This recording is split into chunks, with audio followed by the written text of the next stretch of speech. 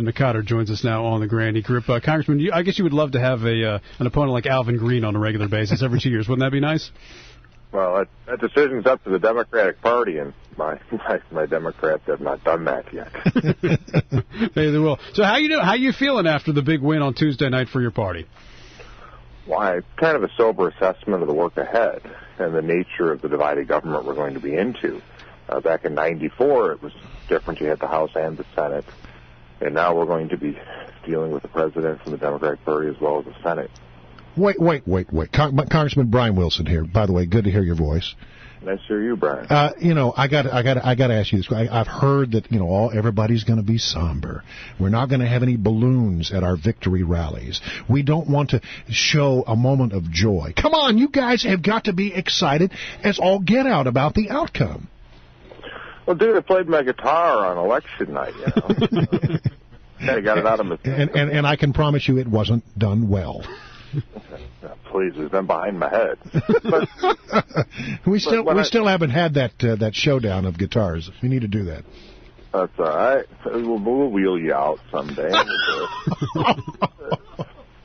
But look, it's like my son. He wrestles at Catholic Central High School, right? He's 10th grader. They won the state championship last year. The coach has taken down every sign or symbol of that because he said it's a new year. In every election that you run, once that election's over, the next one commences and the work begins. And what happens sometimes, I think the Democrats did this, is if you start to get too excited or you start to think that the world has changed and that everything all of a sudden is when you snap your fingers becomes what you want it to be. That's kind of what happened after the 2008 election, is that you're going to have trouble and you're going to cause problems, and the country can't have that right now. Now, a lot of people who listen to our show always say, hey, do they get it this time around? You talked about, well, last time you were in power. Maybe you don't want to forget about that. Maybe you want to be reminded of how that went and why you lost in 2006 and 2008.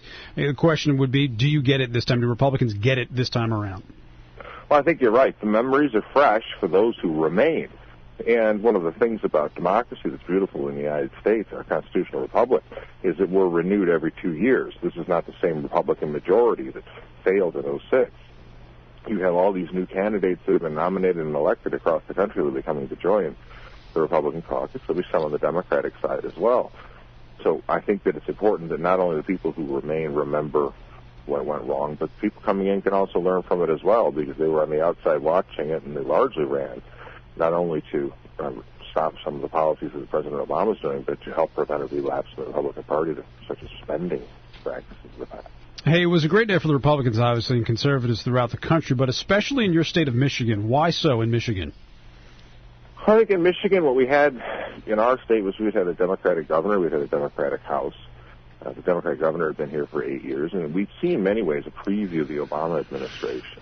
The failure to understand that government does not create private sector jobs, long sustainable economic growth cannot be accomplished by spending taxpayers' money, raising taxes over regulation.